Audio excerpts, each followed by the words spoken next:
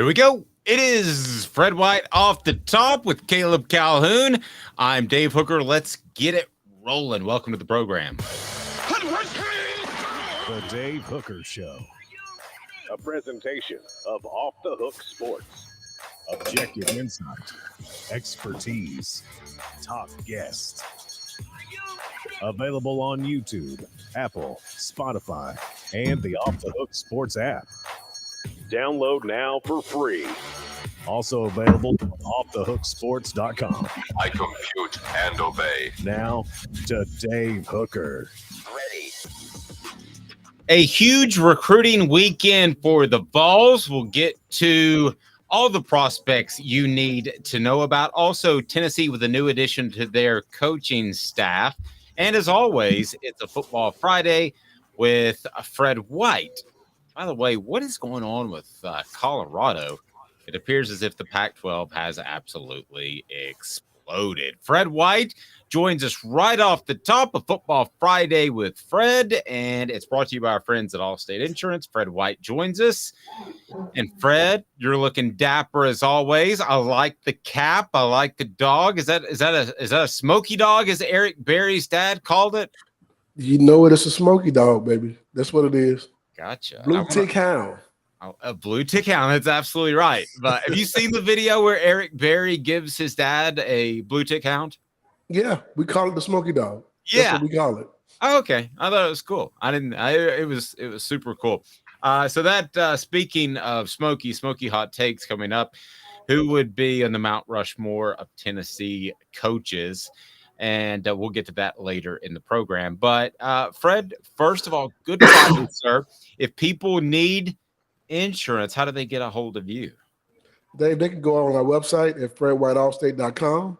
They can also go on, give us a call at 770-381-0367. We're also on Instagram under also Fred White Allstate, as well as Facebook and Twitter. So we got all the handles there. So give us a call or check us out online on social media, and we'll be happy to help you. Good deal. It is a huge recruiting weekend. You're in Georgia. You're from Georgia. I'm just curious from that area, because that's always going to be a key for Tennessee in recruiting. How are the Vols viewed now as opposed to pre-Heupel? Oh, well, we're a threat now. I think guys know that. I think most people know that. Beating Alabama last year made that apparent that we're back. And selling out all your season tickets this early, before the season even starts and everything, this is another big thing. And we also won the Champions Cup for SEC. We won all these championships, and our teams are doing very well. Academically, we're doing very well also. So I think what we are doing right now at the University of Tennessee is amazing. But I will say, we still don't have the respect of the Georgia people just yet. We got some of their respect, but not enough. That'll come once we beat them, though. So you mean the Georgia fans, or are there still people like prospects that are wondering about Tennessee? Who are you referring to? Oh, no. I think the prospects are looking at us and thinking, okay, Tennessee's on the rise. And it's very exciting to play there. The home games are just electric and magnified. I think that recruits see us, and they're paying attention to what we have, especially if you're a receiver or a running back, even defensive guys. We need that type of help right now. But if you're a quarterback or a wide receiver or a running back, one of the top ones in the country, this is one of the places you want to play, because we put a lot of points up and we throw the ball all over the field. If you're a receiver and you don't look at Tennessee, I think something's wrong with you. We put two guys in this past year, a third round and a fourth rounder, but I think those guys could have easily been first round picks. If you get some of that top talent into Tennessee, and you'll see some of those guys going first and second round. One of the things on our Celebrate 98 series, and that's on the YouTube channel, so please hit the like and subscribe button, have your notifications on, because we'll have Sean Ellis, Steve Johnson, several players coming up next week. And Fred, one of the things that I found interesting from talking to some of those guys, even the defensive guys, well, we've talked to mostly defensive guys to this point, but that the Peyton Manning effect in recruiting was real. So even though you play defense, when you see Josh Heupel's offense, that can still have a big impact on your decision to go to UT, right? Absolutely. I remember coming to visit Tennessee, and it's my first time ever coming to Tennessee was Florida, 1995 and 94 rather. And I remember seeing Peyton Manning come in the game. I remember watching that game, and Tennessee got beat 30-0, and they were getting beat 30-0 at the half. And it was just like, man, I've never seen a crowd like this. They were still in the game, screaming for the team. And I remember my older brother saying to me, that's Peyton Manning. That's Archie Manning's son. He's a Hall of Famer. I know he's going to be good. And we have read a lot about him and, a lot of different things. But knowing that he was on that campus, knowing you have a quarterback that's going to be solidified at some point, even though he wasn't great his freshman year early on, but you can see the flashes of it. And it made you look at it and say, okay, when Peyton came in, they had a number one recruiting class, and they had some of the top receivers in the country come there. You knew you were going to win games. And one of the reasons why I wanted to come to Tennessee was because I felt like we had an opportunity to win national championships and SEC championships. And that having that quarterback in place was a big part of it. So, yeah, I think he did play a big part of us getting other guys to come in. Offensive linemen, running backs, all those type of things. You look at the Jamal Lewis and the Travis Henry and the Travis Stevens coming to Tennessee. Travis Stevens, you could possibly think about, okay, well, he's from Tennessee. But Jamal Lewis and Travis Henry rather, are from Georgia and Florida. Peyton Manning being our quarterback played a huge part of them coming.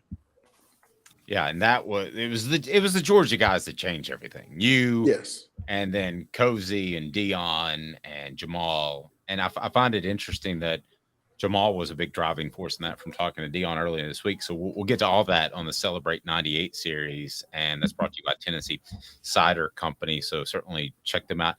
Fred, with this offense, though, and I'm playing devil's advocate here. I could be dead wrong, and you can call me out and call me dead wrong if I'm dead wrong.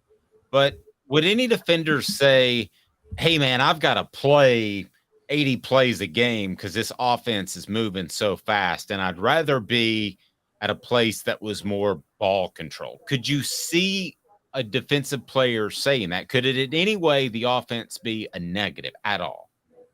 No, because that means you get more tackles. If they can't score, they can't win. What do you mean?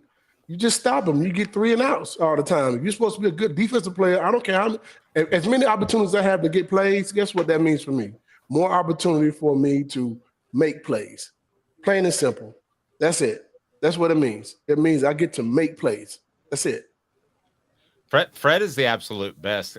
Caleb, I want you to take over. Fred is the absolute best with saying, Dave, that was stupid, without saying, Dave, that was stupid. He just comes out. He's like, okay, dumb A. I didn't say that. No, but if you're a defensive player and you're coming to a place like Tennessee and you're thinking, well, they run too many offensive plays, I don't want you here anyway. That means your ass is lazy. Stay where you at. Go somewhere else. That's good stuff. Fred, when I talk to you guys, I appreciate and understand my ignorance in some matters. So I can be ignorant, but I'll try to be more learned for sure. All right, Caleb, take over. Fred, I spoke with Dave on the phone earlier this week about my thoughts on this, and I want to get you in on this because Josh Heupel, the way the system that Tennessee's running is obviously so up tempo. I mean, it's honestly, I've called it kind of controlled chaos to a certain degree. But I would like to ask, dare we go a little blasphemous and say that General Nealon's first game maxim is a bit outdated now? The team that makes a few mistakes will win. And you guys already proved that in the 97 Auburn game. Y'all made more mistakes and y'all still won. But if we go through the entire season like that, it's still true. You can't go through an entire season and every game you play, and that is the case. That's not possible. I think every team, regardless if it's high school, pros, or college, I think that makes a big difference. The team that makes the fewest mistakes will win. And it's not just big mistakes that you're talking about. You're also talking about alignment and assignment. If a guy's lined up correctly, or if a guy is in the wrong gap. We talked about that on our series 98, Celebrate 98. And that was one of those things where we talked about how one guy was out of position and that one guy being out of position made a hole so big that a running back ran 60 yards for a touchdown just because that one guy was out of position. The team that makes the fewest mistakes will win means more than just that one play or that big play that we gave up. It means your alignment, your assignment, taking care of your business, doing your job. So the team that makes the fewest mistakes, even individual players, that makes a difference.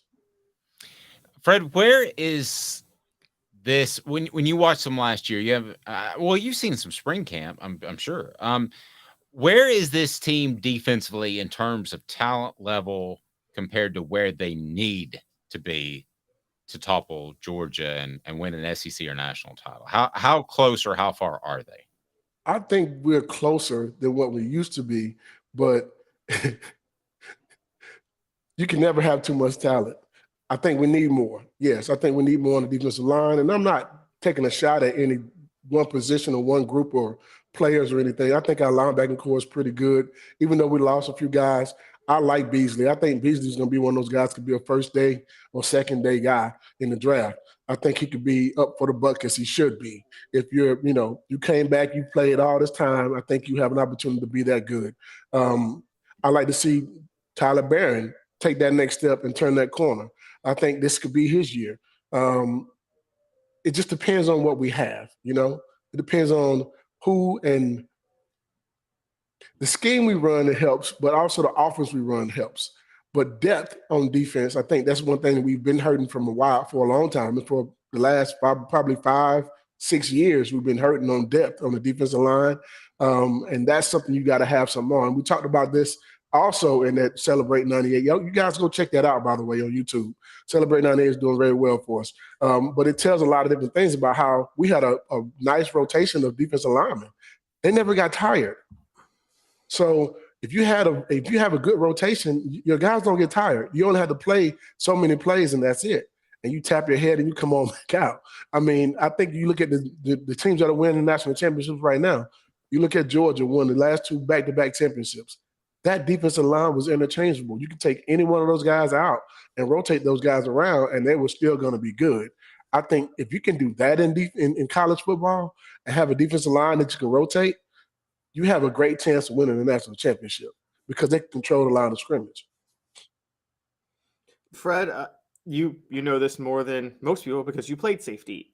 How underrated of a loss is Trey Flowers in the sense that he seemed that he didn't make a lot of splash plays like a Deion Grant last year, but he seemed like he covered for a lot of other issues in the secondary. And how is Tennessee going to be able to go about addressing that this year? I think you're correct. Flowers did make up for a lot of mistakes the guys made in the secondary. And I'm kind of a little bit upset he didn't get drafted. I think he had to play in positions where he had to make the game-saving tackle or the touchdown-saving tackle sometimes or things like that. But I like McCullough being back. I think that helps. I think the secondary is going to have an opportunity to show what they can do. I'm looking to see what Willie Martinez does with these new group of guys he has in. I don't know exactly where we're going to stack up, but I'm looking forward to seeing it myself. I'm waiting on summer camp to get started so I can go see what we have for our talent, and I like to go see practice for myself. And we have a nice receiving core that is going to challenge them every day. And if you're getting challenged like that, you should get better every week. You mentioned linebackers. Keenan Pili, did you get much of a feel from him, the transfer from BYU? I've watched a little bit of film on him. I just haven't seen enough to understand, what type of player he is just yet and how he fits into our scheme. Like I said, I want to be able to go watch some practice firsthand or go watch a 7-on-7 that they do in the summer just to kind of see for myself, okay, this guy has it. Or, I don't know what he is yet. But I'm looking forward to seeing it with my own eyes. Watching someone on film in the Pac-12 and watching them in the SEC might be a little bit different. Well, that's true. Can you imagine, like you've said before, you don't count on freshmen, which is totally correct, and I 100% agree with.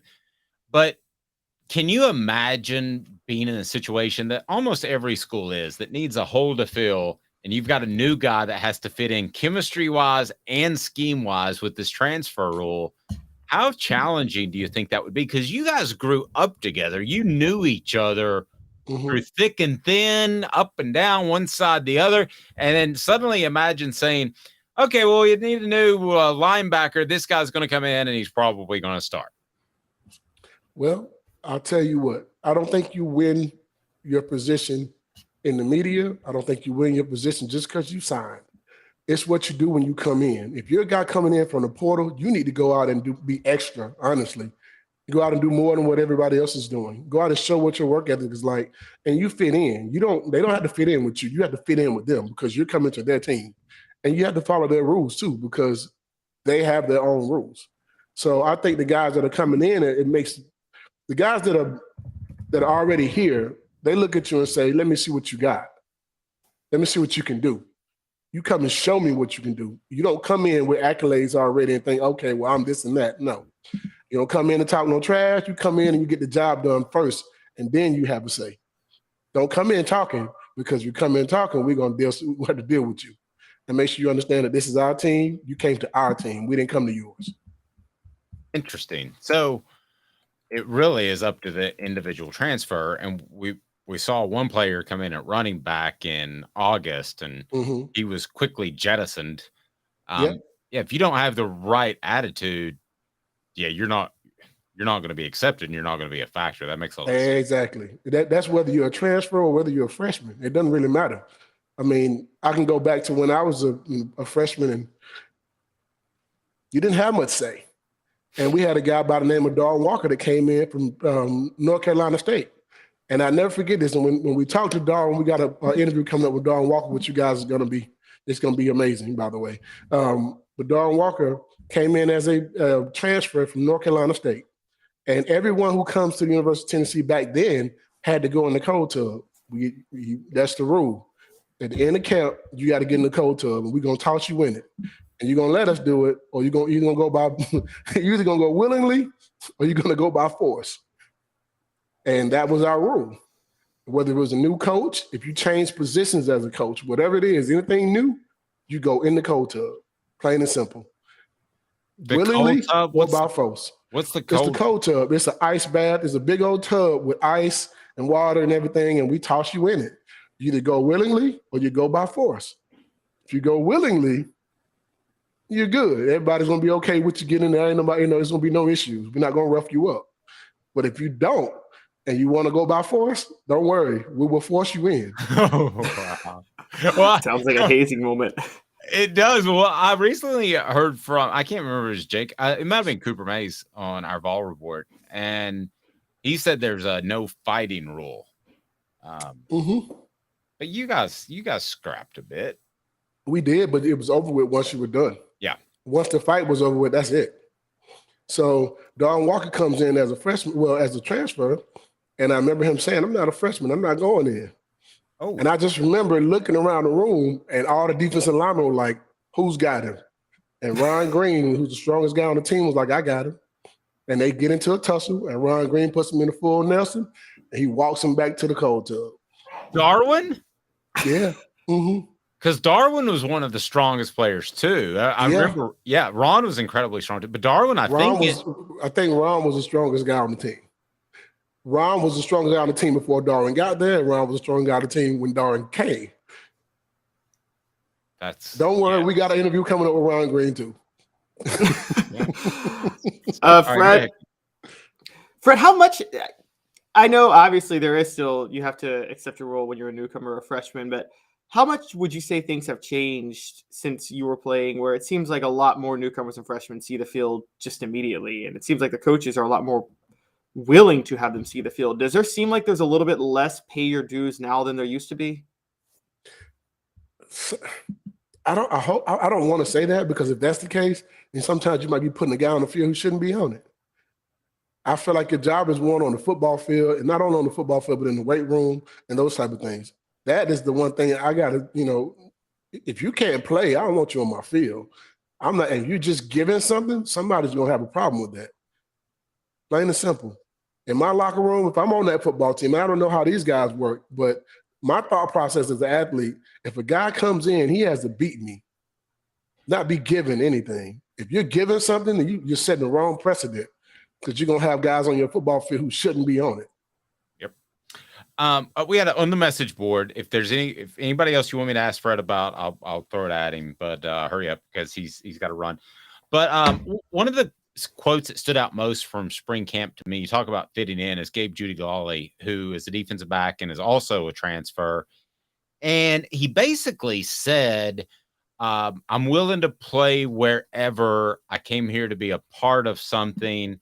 And he didn't come out just and say it, but it read like, I don't really care if I start or not. I want to be a part of something bigger. I don't know if you have a thought on his playing ability yet, but I thought that was a really, really strong message that he sent. I think that's a guy who's coming in and saying to the group that, look, man, I came to help you guys win. I came to come and win. And regardless of where my coach wants me to play or what kind of scheme we're playing or what he's trying to get me to do, I came to help you win. I'm all the way bought in right now. So that says a lot for me. And that I'm happy to hear him say that. It was good stuff. Fred, again, how do people get a hold of you if they need some fantastic Allstate insurance? Because Allstate has better hands than you did. Yes. But you know what? When I got with Allstate, you're all in good hands, though. I guarantee you. You put my hands with Allstate's hands, and you got some great hands. I guarantee you. Well, you can give us a call at 770-381-0367. You can also look us up online at fredwhiteallstate.com. Just Google us. Google Fred White Allstate, as well as Instagram, Facebook. We're on every platform. So we're not, as Deion Sanders says, we're not hard to find. No, nobody is nowadays. It sounds egotistical, but I had this meeting with somebody else and they couldn't understand me on the phone that it was offthehooksports.com. I said, just Google me. Google me. Yeah, Google me, baby. Like Shaq said, I mean, it sounds egotistical, but nowadays we can find you and you can find Fred and you'll be in good hands. Thank you. Absolutely. Thank you, guys. Fred White, always appreciate it. A Football Fred. Friday with Fred. I want to steal that hat. That is tight. It's time for today's tough question. Today's tough question brought to you by our friend Andy Mason, AndyMasonRealEstate.com. And man, a lot happening. That's good stuff for the Vols. Today's tough question is now. Today's tough question. Take a side. Take a stand.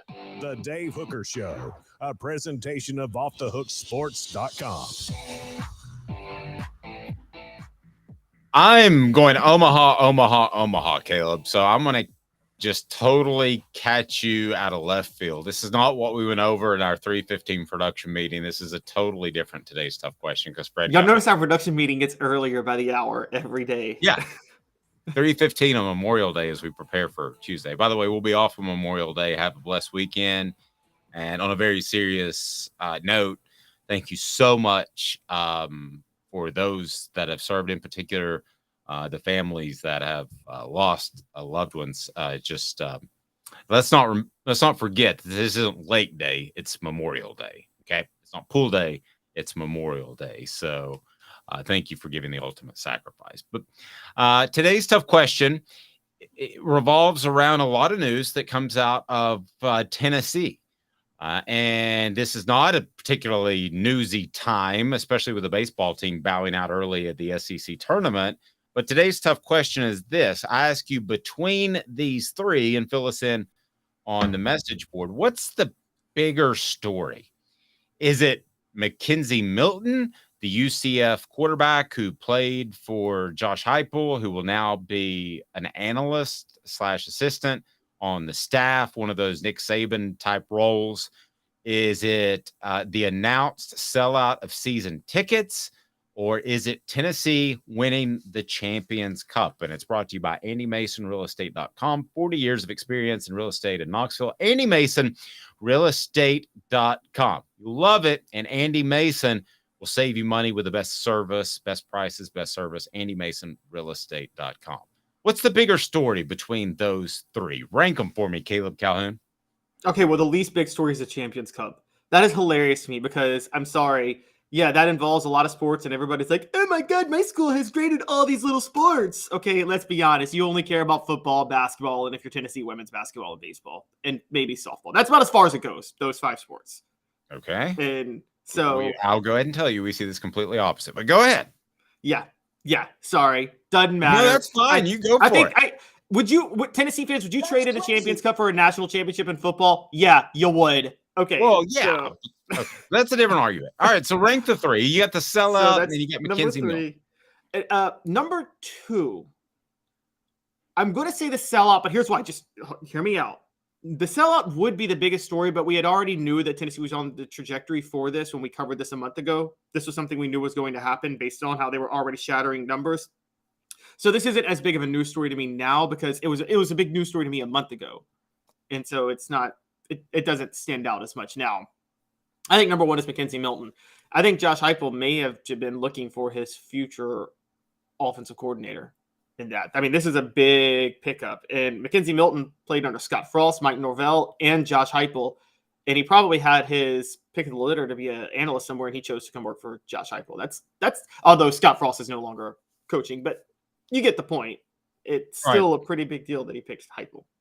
I think the Champions Cup is the biggest of the three, and I'm going to tell you why. Because I think that proves that Tennessee's relevant in a lot of sports. I still remember, and it changed kind of my mindset on the Lady Vols and non-revenue sports when Terry Fair said that I've told you this, he came to Tennessee because he saw the Lady Vols on television in the Final Four in Arizona. So I think it's proof that Tennessee's relevant in a lot of different sports. You get a ton of free advertising by being in these bigger events, especially non-revenue sports like the College World Series or the playoffs. And it would have been nice if Tennessee would have gone further in the SEC tournament.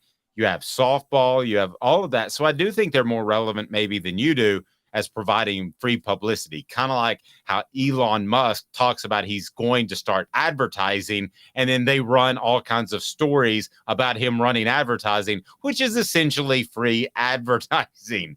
So if you win, then you get free advertising. You don't have to recruit quite as hard. A guy like Terry Fair says, well, man, look at those Vols. I like the orange. I'm going to go there, and ends up being a first-round pick and an all-SEC player. So I think that's number 1 for that reason. Number 2 is Milton, and that's what Travis on our message board says as well. Number 2 is Milton because, and I would be exactly opposite of this if this is a defensive-minded coach like Nick Saban. I think it was important for Nick Saban to bring in offensive minds that were different from him, like Lane Kiffin. I think the opposite of Josh Heupel. I think Josh Heupel needs to bring in the same offensive minds because his offensive plan is going to work unless there's a significant rule change. And yes, I think he's lining people up so his guys get better jobs and they move on as coordinators somewhere else, or they move on as head coaches, as Alex Golish did. I think Milton does climb up that ladder. I agree with you. I also think those analysts provide more insight during meetings than a lot of people think. I think that Alec Ablin had a say in some of the more innovative plays last year that Tennessee ran. I think that there's a good chance Milton will as well. And let's be real honest, even though it's an NCAA violation, most schools have those guys run out on the field and coach, even though they're not supposed to. So you've got a guy that really knows the offense if they decide to do that. Not that anybody would, not that Alabama closes practice for a particular reason, not that 38 offensive analysts run out on the field for Alabama. I'm just saying. So, Caleb, that's how I would rank them. The sellout really meant nothing to me. I thought it was going to happen. I didn't know if it was going to be May the 25th, April the 25th, or June the 25th, but it doesn't surprise me at all. Yeah, the sellout thing is the news of the sellout was when we saw how ahead of schedule Tennessee was a month ago. It's nothing now. I'm with you on analysts, and it's kind of open too with Tennessee as an open secret. Kelsey Pope, when he was promoted to receivers coach, it was well documented that Kelsey Pope turned Cedric Tillman into a 1,000-yard receiver. He worked with him on the field in practice regularly in developing him. So it was pretty obvious. I agree. And for the record, I got to side with Nick Saban on this when he does this. Nick Saban is right too. He's complained for years that there aren't more staff members allowed for football teams. And I didn't even think about the numbers till he brought it up. But an assistant coach if you divide up the players per assistant coach in football, an assistant coach is responsible for more players in football than in any other sport. And it's not even close, really. I mean, in basketball, you got what? 4 coaches and 12 to 15 guys on a roster, right? Yep. So you're talking 3 to 4 guys per coach. You got like 100 guys on a roster, and you're allowed 10 staff members. That's insane. And that doesn't even count the scout team and all of those guys. I gotta ask you this though. Let me play devil's advocate. Is this staff too inbred? I mean, could it use? You're asking if Tennessee is too inbred. You know how many? I knew you'd roll with that. But is it too inbred from a philosophical standpoint? No, I don't think so. I think it's working too well right now. Yeah, I don't think so either. And I think defensively too, when you have a Garner who's kind of an old school guy, and then you have a Banks and they defensive line coach, defense coordinator, respectively, I think that they have different approaches. That's where you probably want to have some fresh ideas in there, because they are having to complement an offense that runs a cajillion plays every game. But I don't see that right now. I don't see that it's too inbred at all. I think that bringing in Milton was a very positive thing, but I thought I would throw that out there. And now Fulmer, on the other hand, I would say that's what did Fulmer in, is Tennessee was too inbred towards the late 90s, early 2000s. I think they just after were so Cutcliffe obsessed. left? After Cutcliffe, yes. They were so obsessed with in-house. Well, they were. I agree. Randy Sanders was an easy decision, and in retrospect, it wasn't the right one, even though you're talking to the guy who sat down with him and his dad at a Cracker Barrel and wrote how he might be the next head coach at Tennessee, and that was the 2005 season. So obviously that didn't, or the 2005 season. So obviously that didn't go very well. I think that fresh ideas are good, but I think everybody being on the same page is good, and I think Milton will bring some new ideas. By the way, somebody said they've got to go. Have a great Memorial Day weekend. We appreciate that. We got an app. We'll go where you go. So download the app. We appreciate that. And coming up, Tennessee's huge, as some guy named Donald Trump likes to say. Recruiting weekend is just going to be magnificently awesome for the Vols, I believe. We'll get to that. Magnificently awesome. You know what? In 20 years of broadcasting, I think that's the first time I've said that. I think I need to drop that one. I don't think that one's any good. Magnificently awesome. Just go all over Trump. Go tremendously awesome. Tremendously fantastic. Tremendously fantastic. Believe me. It's unbelievable. The recruiting weekend. It's unbelievable. A lot of people are saying that it's the best recruiting. And Craving Wings South North Shore location, where we've heard people say that you can get the best wings in East Tennessee. Pero ¿quién es este? El número 87, Jacob Warren. I'll just do 6 of my sauce 87, please. Imposible, señorita. Dale 6 más. Look at these wings. Perfectas, deliciosas, fantásticas. Man, I don't know what you're saying, but it sounds awesome. How do you say fresh, never frozen in Spanish? Frescas, nunca congeladas. Make your way to Craving Wings and get you 6 más. But what was funny about Kate is we were a full continuum of care at that time. We had detox, we had inpatient, we had outpatient. So we were doing a lot of the things that we do now. But now we just do them so much better. It's really a simple program, but we're complicated people. I am what I am, and now I got to do something about it. You can take your life back. Call Cadis today. Got cataracts? We can fix that. Never miss another moment. With a little help from Doctors Campbell, Cunningham, Taylor, and Hahn at cctis.com. Do you want to own the more that owns every job? Then get to Vassey Lawn and Garden in Cleveland and get you a Toro. I'm David Vassey, here to talk to you about Toro. With a Toro Zero Turn, you'll get more out of every minute and you'll reach the finish line faster. At Vassey's, we like to say, no matter if you're mowing 3 acres a week or 11 lawns a day, homeowners and business owners alike find confidence in equipment they can trust from top to bottom. Vassey Lawn and Garden, Highway 60 North in Cleveland. Man alive, it's worth the drive. Our family has been creating jewelry since 1986, each piece unique, with a story all its own. I'm Rick Terry with Rick Terry Jewelry Designs.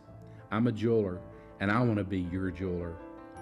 We're grateful that you chose us to be Knoxville's best jeweler. My family and staff look forward to serving you. So please come see us. Kingston Pike and Campbell Station Road in the heart of Farragut, and downtown on Gay Street, right next to the Tennessee Theater.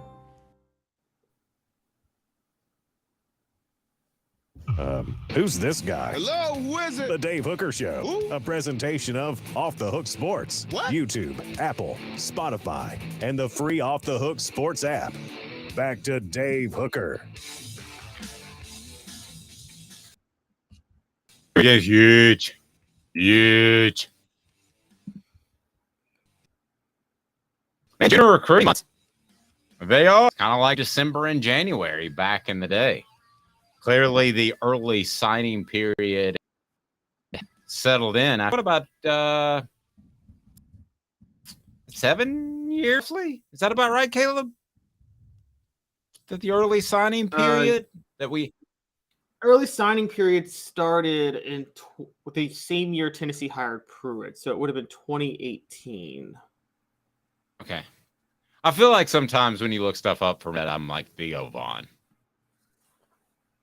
Riley, check out what a pigeon does when he needs to play darts. You ever watch Theo Vaughn? No, sorry. Another reference that I don't get from Dave Hooker. Fine. You're not missing anything. Okay, here we go.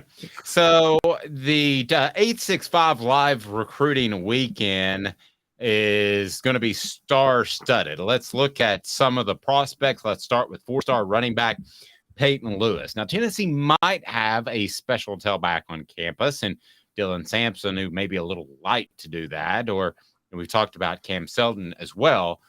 But a special running back, not to take anything away from Jalen Wright or Jabari Small, would really change things, turn a 3-yard gain into a 5 into an 8, and some 8s into 80s. So Tennessee could use that. And somebody could step on campus, thought it might be Justin Williams-Thomas last year. He couldn't see a hole if it was yelling at him. And Peyton Lewis could be that guy. Pretty good name, too, if you figure in the Tennessee heritage of Peyton and Lewis. Oh, the greatest backfield of all time in 1997. Peyton Manning and Jamal Lewis. Like, it's got to be the greatest college football backfield ever. Like, you just tell somebody Peyton Manning and Jamal Lewis were in the same backfield on a college team. It's like, that's crazier than telling people that John Henderson and Albert Haynesworth lined up next to each other. But, yeah, I wonder how they're going to use him. You know, he's what is he, like 6'1", 190? And are they going to use him as an all-purpose back, or are they going to try to get him to put on more weight to be more the Jabari Small 20 to 25 carry back? Because in Josh Heupel's system, that is a crucial question. It's not your typical. If it's a pro-style system, you can just plug a running back in. But I think with what Josh Heupel does, you need your running backs to fill specific roles. He might be the next Dylan Sampson, because I don't think that Dylan Sampson, from what I hear, is going to be on campus after 2024. I think he's that good. So, yeah, it takes a year to kind of get up to speed from pass protection and all that sort of thing. And I think that Dylan Sampson has a big year this year, may have a decision to make in 2024. Now, the person that people are really excited about, and they should be, is 5-star linebacker Sammy Brown. 5-star has visits slated for Georgia, Clemson, Oklahoma, and Ohio State. He's from Jefferson High School in Georgia. That would be absolutely huge if Tennessee's able to land him. Yes, Tennessee needs to roll out the red carpet for Sammy Brown. He already perfect size, 6'2", roughly 220. I've heard some rumors that Clemson might be in the lead right now. And if there's any reason for Tennessee to roll out the red carpet for Sammy Brown, it's to not have him go to Clemson. Again, Tennessee needs Clemson to fall apart as a program, even more than Georgia to a certain degree. And so you can't afford to lose. If you lose Georgia guys to Georgia, okay, happens. You lose Georgia guys to Clemson, you're in a bit of trouble with Tennessee. They need to go all out for Sammy Brown. All out. Orange carpet, as I just saw on the message board. Yes, roll out the orange carpet for Sammy Brown. I was waiting for that. We need some Lane Kiffin hostesses to come back if we need to. If they need to. Another guy that could be the next Dylan Sampson is Boo Carter, although I think he's going to play corner, but he's listed as an athlete now, 4-star guy, Brainerd. This would be a huge get for Tennessee. Now, I do have a little bit of concern how he left his original high school in the fall and ended up at Brainerd. I'm going to look into that a little bit more, but physically, you look at the guy and he's got what you want out of a versatile athlete prospect.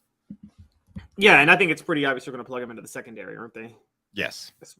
Yeah, which is exactly what Tennessee needs at this point. So, and if you guys have looked back and tracked, Dave, you've covered recruiting longer than I have, but at least since I've been covering recruiting, the best cornerbacks I've seen in college were almost all of them were recruited as athletes, particularly Tennessee. They were listed as athletes more often than they were listed as cornerbacks.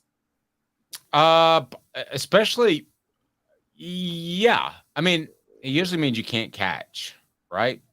So, Rashad Baker would certainly fit that mold. I think Jabari Greer was a athlete. There are natural corners that you would love to have, like Jalen Ramsey, who's out of the mid-state area. I mean, he was going to play corner. There was no question about it. Our own Fred White was a cornerback. A lot of people don't realize they got him there and said, hey, we've got a lot of cornerbacks. You need to eat and put on weight and get bigger and play safety. He's like, I really don't want to. It's too bad. Okay. And then 4-star linebacker Edwin Spillman. He is out of Lipscomb, Tennessee Academy. You and I have, I think, like a pending silent wager about how the mid-state will be able to support Tennessee's football program. You don't think there's going to be a lot of guys out of Nashville, and history would support that. I think it's a matter of time until Nashville is a recruiting hotbed, but Spillman would be a big pickup either way. And just so people know, when the show was over yesterday, I went down a list of just random mid-state guys, and I'm like, hey, Dave, remember covering him? And Dave's like, oh, yeah, he was highly talented. He was awful. I mean, yeah, no, I'm not arguing with you the production of it at all. One guy that we kind of forgot was Jalen Reeves-Maben. Yes, we did forget about Jalen Reeves-Maben. That is true. Yeah, and because he's listed as, I thought of that yesterday. He's listed as Clarksville a lot instead of the Nashville area. So that would have been I would still go in on Edwin Spillman. I would. I mean, I think a 4-star linebacker, again, yes, mid-state underachieves and is overrated, but typically 4-star mid-staters, they're usually they usually can fill a roster spot. Yep. And then Daniel Calhoun, no relation that I'm aware of, but Daniel Calhoun is a 4-star offensive lineman. Now, he's got official visits set up to Georgia, Texas, Alabama, Auburn. This is one of those it guys. So I'll make recruiting really simple for you. Instead of 5 stars and all that nonsense and all the rankings and stuff that people get caught up on, I'm going to make it real simple for you. There's anywhere guys, somewhere guys, and nowhere guys. There's guys that can go anywhere they want. There's guys that can go a few places, and there's guys like me that couldn't go anywhere. So he is an anywhere guy, and you've got to win some anywhere guy battles against the Alabamas and the Georgias of the world. And you would think Tennessee has an opportunity to land him, but you kind of got to prove it. He's out of the state of Georgia. This would be the equivalent. I'll just go ahead and tell you, this would be the equivalent of a Cozy Coleman type to get him out of Georgia, a guy that Georgia and Alabama really want. 6 foot, 6.5. He's 255 pounds. So he's going to put on weight, Caleb, but the fact that he is lighter makes him a better fit, in my opinion, for Josh Heupel's offense, because they like people to be able to move their feet. So I can't bet on Tennessee getting a highly rated guy right now out of Georgia when Alabama and other teams want him. But I'll tell you this, I can definitely say that Tennessee is in the running now, and I don't think they would have been in the running 2 years ago. Yeah, and what the thing with Daniel Calhoun, and you're right, they have a factor they can sell, which is their offense may be a better fit for him. Although, isn't he listed at like 330 now? I don't know his exact weight. Check that. We may have a typo in our story. I'll let you check on that. Yeah, let's see. I mean, he would be a monster. Yeah, he's listed. He would. He's listed at 330, but that's not a big deal because if you're 330 in athletic, I mean, Darnell Wright was 330 and homeboy could do backflips. And so I think that I don't know if he's that athletic. I will say this. Rivals Futurecast already has him unanimously going to Georgia right now. And so I do think you have to weigh what are my chances of getting this guy out of Georgia? And I don't know if Tennessee has as much of a chance to get this guy out of Georgia. I don't think Alabama does either, honestly. And so we'll have to see how that goes. Yeah, but in all fairness, you would have said the same thing about Deion Grant and Cozy Coleman. And as I learned from talking to Deion earlier this week, you know what spurned that is that Georgia was not high on Jamal Lewis. So that's why the 3 came to Tennessee. So a lot of other things could be at play, and that's Josh Heupel's job is to find those little niches to wedge Tennessee in there, right? Yes, but isn't it a little bit easier when you're a top 10 program and the other program is completely floundering because they have, as Steve Spurrier once said, Ray Goof as head coach, and as opposed to being a program that just won back-to-back national titles, followed up by Jim Dumlin. I never See heard what we that did one. there? We're riffing. All right, so let's continue rolling. Cameron Fountain of Youth will be at Tennessee. He's got an official set for Knoxville on June the 23rd, but he'll be in Knoxville this weekend. He's also out of Georgia. So there's a theme here. Tennessee is going after the Georgia prospects, and that's what they need to do. Has a visit locked in with Southern California, and that's according to our Caleb Giroux, who you need to check out his story. So that's a big deal to me that he would look at Southern Cal, because you don't look at Southern Cal unless you're willing to leave the state of Georgia. So if you're willing to leave the state of Georgia, then you could leave the state of Georgia for Tennessee. So that to me is a factor if I look at it with my recruiting background. Oh, yeah, they should definitely absolutely go after this guy, Cameron Fountain. It's not huge if they lose him. I think if there's one area where Tennessee's actually set themselves up pretty nicely long term, it's edge. I don't know how you feel about that, but I actually think they've done a pretty good job recruiting edge rushers to this point.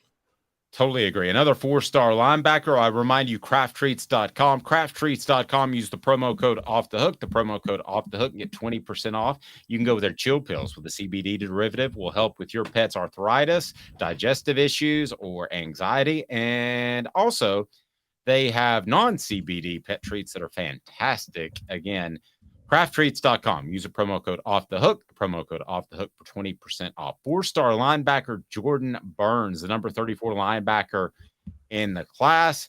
And this seems like a very gettable guy. Mr. Burns has just one confirmed official visit locked in with Arkansas. So maybe not as highly touted out of Pace Academy in Georgia, but he's a guy that I think that Tennessee has a real shot at.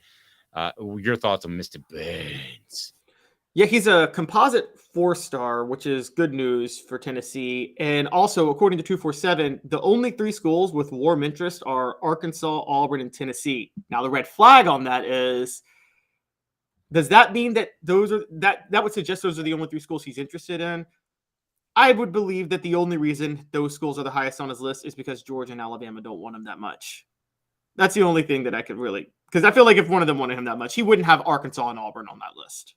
No, but that's okay, because Tennessee is still going to take some of those guys. Jamal Lewis, who I just referenced, was a guy that Georgia was just warm on, and perhaps that's because they had warm on him. I didn't know that story until I talked to Deion this week. You would have thought anybody would have rolled out the red carpet for Jamal Lewis, like whatever you need to get to campus. Yeah, I mean, they may have had a full backfield. They may have not liked something about his background. I don't know, but we're going to dive into that in the Celebrate 98 series with Deion. I was talking to Deion about a different project, but yeah, that's why I never knew that until this week. But that's why the 3 ended up at Tennessee, and it changed the course of the SEC football history, because if they go to Georgia, maybe with their coaches, they win a national title.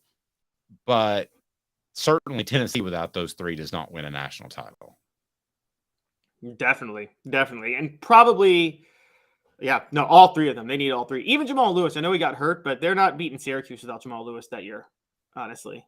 And they may not beat Florida either. No, great point all around. All right, so 2-minute break, and then coming up, let's go ahead and do this. I meant to do this. Sorry, I'm all over the place today. It's been a wild morning. 4 downs.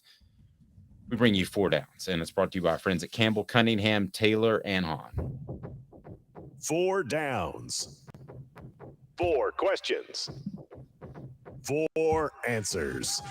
The Dave Hooker Show. 4 Downs. A presentation of offthehooksports.com. I got my LASIK. I'm good to go. Campbell, Cunningham, Taylor, Hahn, local vision done right.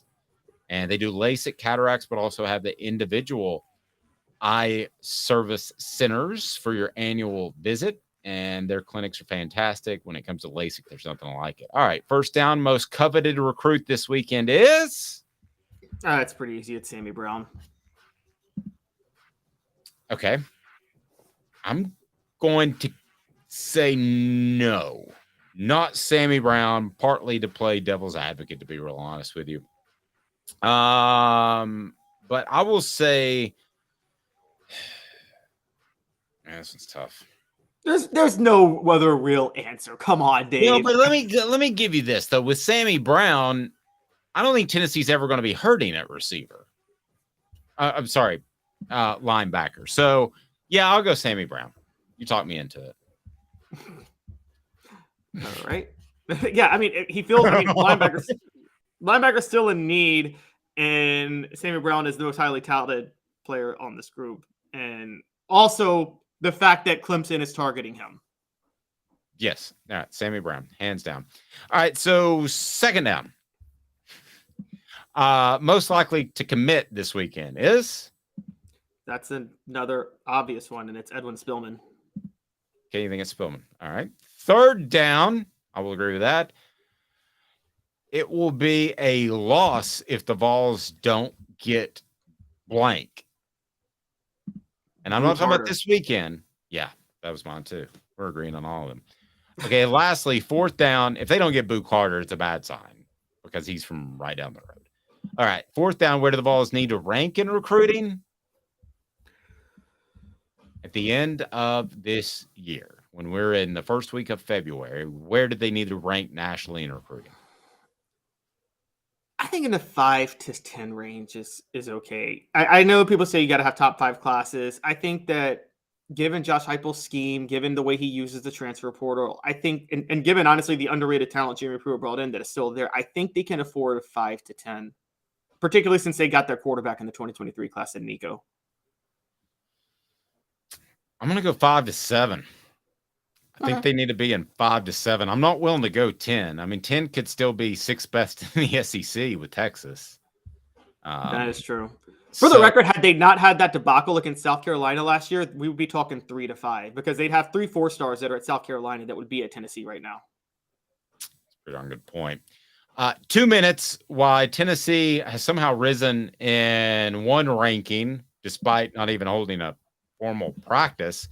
And also the Mount Rushmore of Tennessee coaches. And I don't know that Caleb and I will agree on this, but also Colorado goes to the Big 12. So is the Pac-12 dead? Any interests from the SEC in those teams? 2 minutes. He's Caleb Calhoun. I'm Dave Hooker, Off the Hook Sports.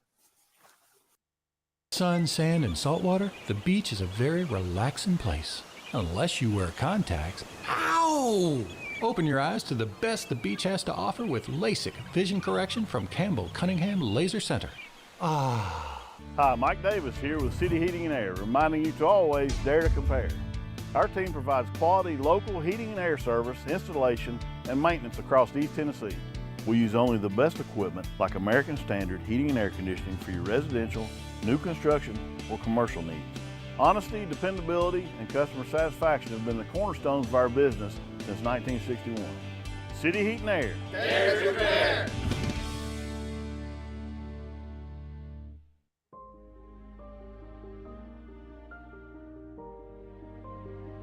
Our family has been creating one-of-a-kind pieces of jewelry in West Knoxville since 1986. Each piece is a combination of unique processes that bring your idea to life. Every day in our shop, a truly special item with a story all its own is being manufactured in our facility, bringing the history and family sentiment into a whole new generation of life. We're grateful that you chose us to be Knoxville's best jeweler, a title that we value and respect. Because to me, being a jeweler and owning a jewelry store are not the same thing. I'm Rick Terry. I'm a jeweler, and we want to be your jeweler.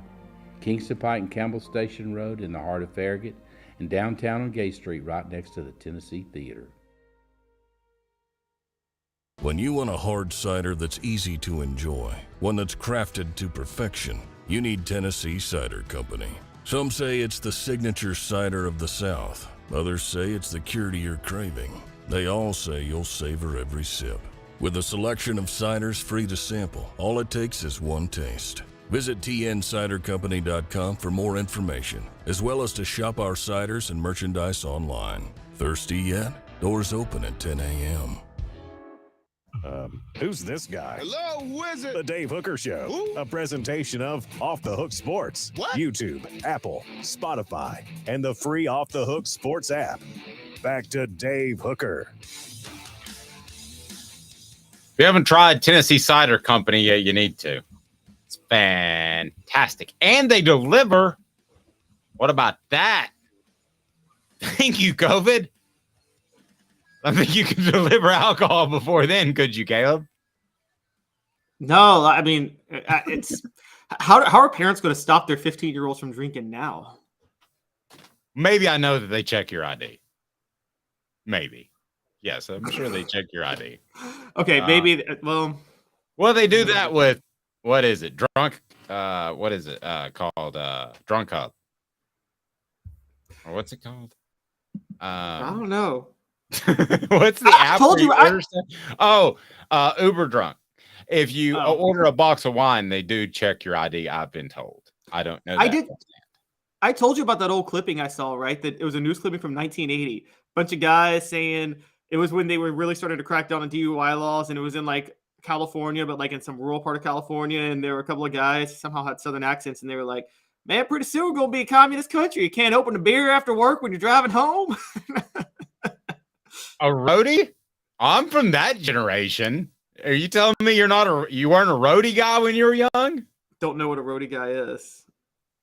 What, One for the road? One for the road? No, I'm from the generation. I'll be real honest with you. I mean, back in the day when I was younger, those laws weren't pushed as hard, and you weren't at all intoxicated. If you drink half a beer on the drive home, it wasn't unusual for me to stop at a convenience store after a long week and sip half of something on the drive home. And if you got caught, it was just an open container law. It was like $100 fine. But no, I wasn't at all intoxicated. Well, now these dang commies won't let us drink and drive anymore. So, Dang commies. I have heard stories from a generation previous to mine where the cops, this is before body cameras and everything, where they would say to you, they'd say, "All right, here's what we're going to do. We're going to get behind you and follow you back home." Huh? So the baby boomers, instead of a DUI, here's what you got. You got basically a parade back to your house. Man, but you drove your vehicle. It wasn't even keep it on the side of the road and pick it up when you sober up in the morning. It was like, try to keep it in between the lines. And if you wreck, we'll be behind you to help you. Now that's customer service. From the that is. Department. Well, then the cabs and the Uber drivers were like, "You're putting us out of business." So that's right. And yeah. And the police officer would say, "Do you need a mixer?" "No, I'm good. Thank you." All right, but let's get serious here for a second, or semi-serious. America, as Smoky Mountain Red said, and I agree completely. I don't even know that this is a what the H anymore, but I've got the element, and by golly, I am going to play it. What the? What was he thinking? Release the hounds. The Dave Hooker Show. Keep cool. A presentation of OffTheHookSports.com. Good gracious, it is a Friday. Papa John says, that is protect and serve. Good one. Line of the day. Papa John, go ahead and just here. It's a line of the day. If you beat me at line of the day, I'm just gonna hook you up with a shirt. So Papa John, here's my email. You're getting a Hooker shirt, which you're getting quickly dated by the moment as Hendon Hooker's moved on. Maybe I could get some in gray and blue. All right, so I don't know if this is a what the H or not, but Colorado is going to jump to the Big 12. It seems weird, but not anywhere close to as weird as Southern California and UCLA moving to the Big 10. I think this is a move that Colorado had to make. I think this was probably discussed when Dion was making the move to Colorado because the Pac-12 is imploding or already has imploded. So I don't know if this even qualifies for a what the H. What choice does Colorado have when it comes to Pac-12 program? Colorado is borderline relevant, but I think the relevant ones would be Colorado, Oregon, Washington, maybe just because they're in the Seattle market. Yeah, but I'm not a TV market guy. I mean, you might be right by some people's standards. I'm not a TV market guy. I'm like best product on the field guy. Okay, then probably Utah has a pretty good market. I mean, they won back-to-back Pac-12 titles. A good product. They have a pretty great. Yeah, they have a great following in Salt Lake. I mean, again, Salt Lake City drew more for the Pac-12 title game than LA when Utah played USC last year. Okay, so me personally, I would take Utah over Washington, even though you might have a slightly smaller fan base, just because I think that Utah is a better football program and a more relevant football program. And you actually have a larger fan base, just a smaller market. Right. Yeah, I agree. And then I would say probably Arizona State, one of the Arizona schools. I don't know which one, but I think one of the Arizona schools you could probably take in there too.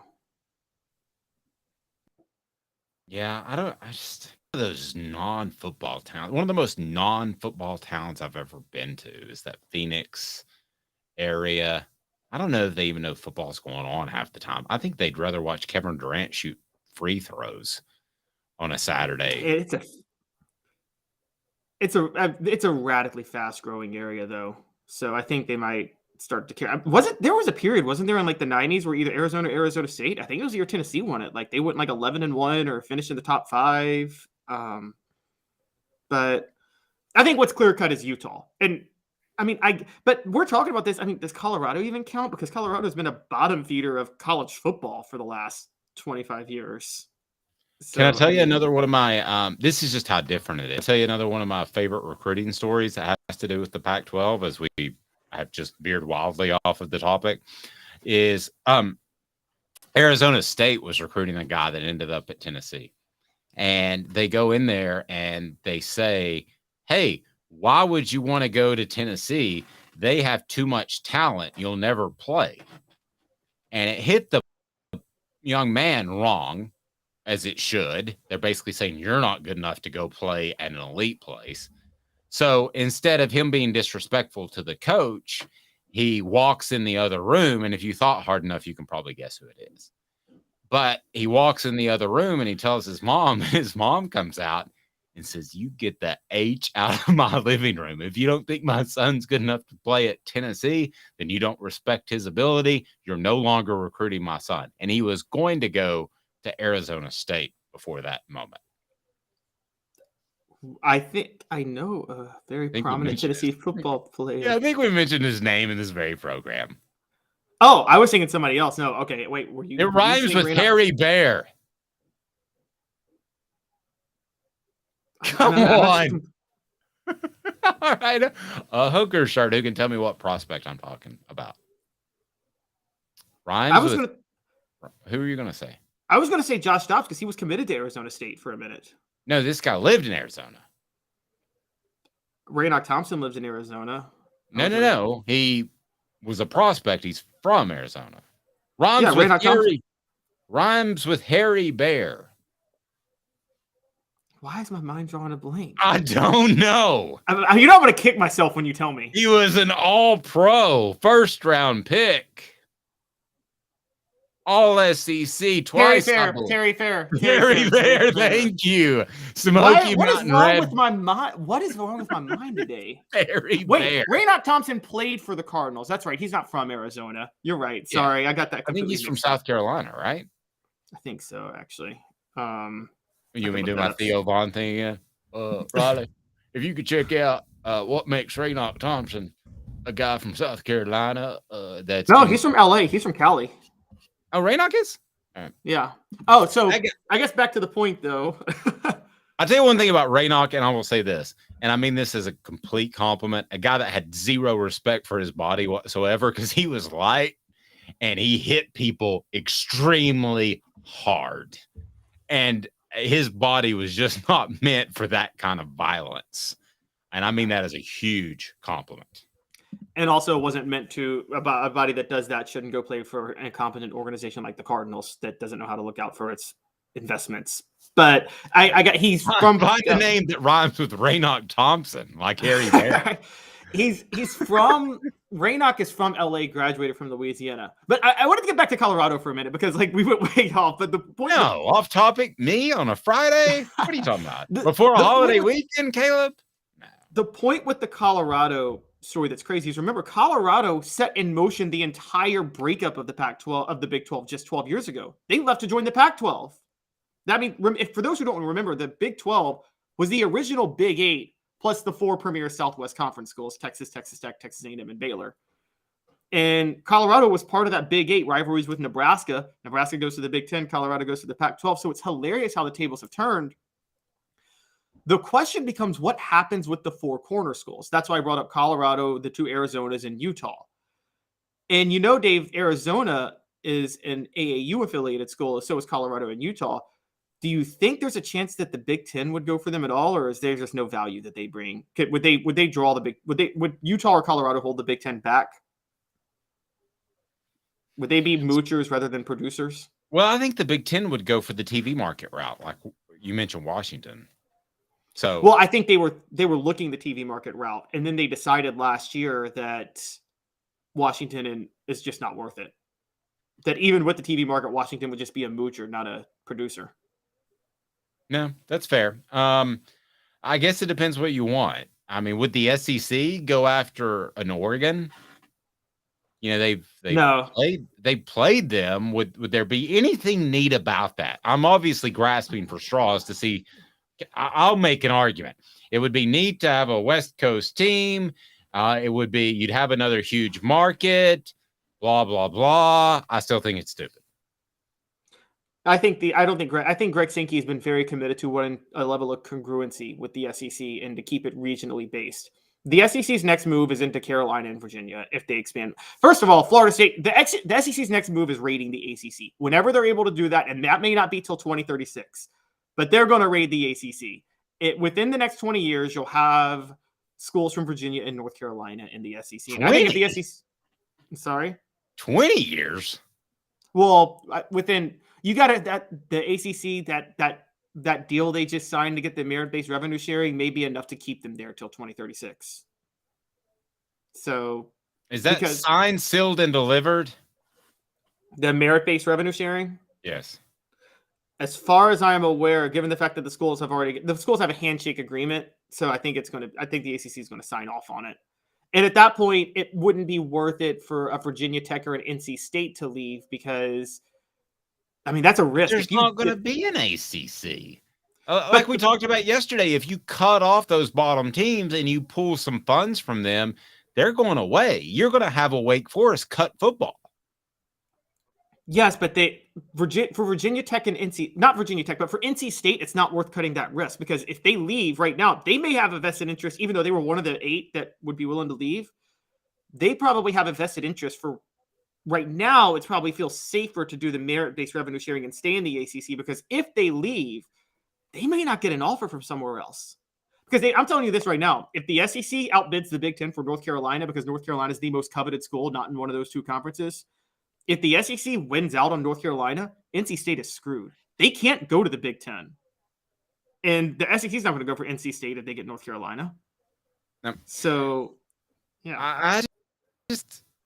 I think what's going to end up happening, is with this ACC deal, I feel like the top half's pushing the bottom half out, and this is just an easier way to do it than going full out Civil War and making the conference defunct as they tried to do. I think they were one vote away. And listen, don't be surprised if some ACC teams like Wake cancel football. If they get money pulled from them, that's the most they could easily say, we're losing money at football. Let's go all in on basketball even more than they have.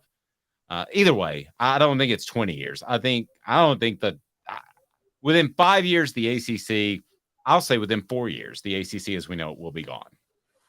Kaput. Okay, that's fair. I will say this. The question is, should the SEC just raid the entire ACC or just the schools they want to keep the Big Ten out? I mean, I think the SEC, I for instance, I don't think it's worth it to add Georgia Tech.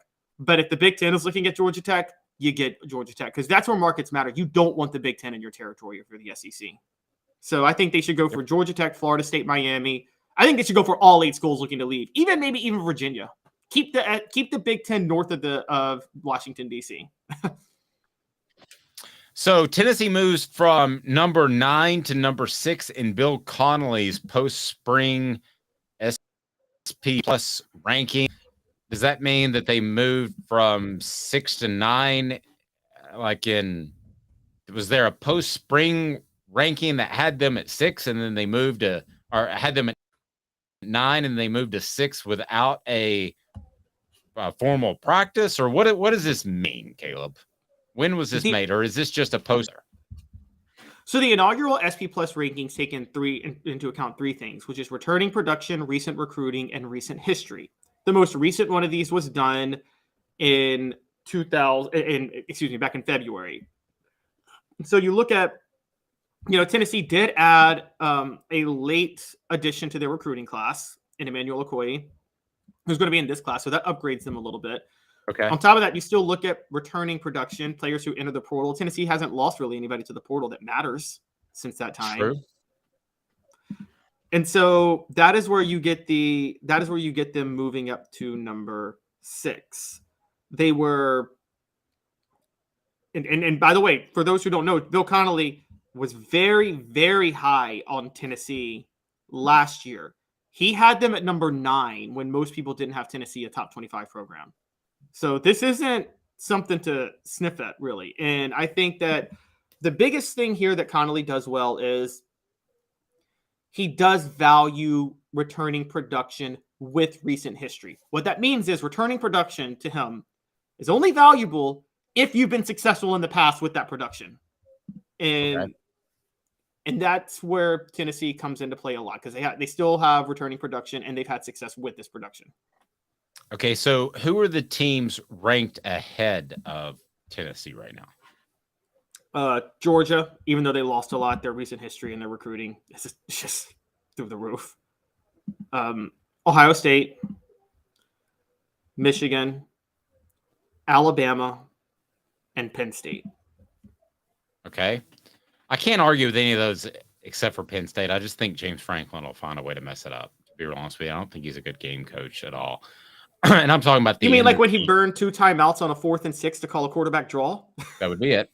But yeah, I'm talking about end of the year where they'll end up. So that's fine if Bill's numbers add up to this and Tennessee 6. But Tennessee being 6, I think, is incredibly strong, especially when you look at the factors that I don't believe he is weighing in, and that would be schedule, right? I mean, he's not weighing that in. He's not predicting where they finish. He's predicting their strength right now, correct? Correct. He's predicting their strength right now. It has nothing to do with strength of schedule or anything like that. That's what the FPI is for. But the fear was that Tennessee might fall in the SP Plus rankings because they didn't add a lot of elite talent since February, and they rose. So this is a very, very big deal. And look, the team right behind them is LSU. Then there's Oregon, then Texas, and USC, and that rounds out the top 10. Florida State is number 11. Again, I think one of the hard parts with this recent history thing is you look at someone's record and where they finished ranked, but it's hard to determine if they Florida State finished 10-3 last year and finished ranked in the top 12. I don't think they deserve to be ranked in the top 12. I think their 10-3 would have been a 6-7 in the SEC or even the Big Ten for that matter, because they played such a horrible schedule. Because the ACC is, Dave, you'll love this. Josh Pate had a great point, which people are trying to say that the ACC is better than the Big Ten because they have more playoff wins. Well, Clemson has all those playoff wins. Okay, take out Clemson, and the ACC is god awful the past 7 years. Longer than that. I mean, yeah, you'd have to go back to Vautech with Mike Vick making a run. That was when they were in the Big East, so that doesn't even count. Oh, you're right. It doesn't. I mean, other than Clemson, who've they? Florida State in 2013, early 2010s when Florida State and Clemson were both powerhouses. Okay, Florida State is the obvious one. Sometimes Florida State feels like it just feels like they shouldn't even be in the ACC because of their history and being dominant at times. But yeah, I'm trying to think back. I guess Mac Brown, the first time at North Carolina, had things going pretty good. I think David Cutcliffe had Duke going at a competitive level, but there's a glass ceiling, of course, there when it's not basketball. So, yeah, I mean, other than Clemson in a generation, what do you really have? Nothing. And that's where I say that, because the debate, here's the question. Florida State and Clemson. I left them out again. Sorry. And this is, and Dave, I would ask you that obviously the SEC just dominates everybody. Which gap is bigger? The gap between the SEC and the Big Ten, or the gap between the Big Ten and the other Power 5 conferences?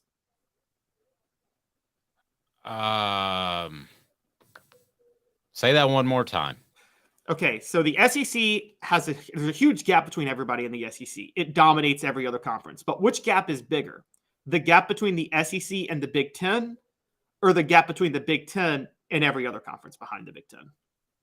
Okay, based off what I saw last year on the field, and this could change in a year, I'm not doing this really as far as a generational thing, which may be what you're driving at.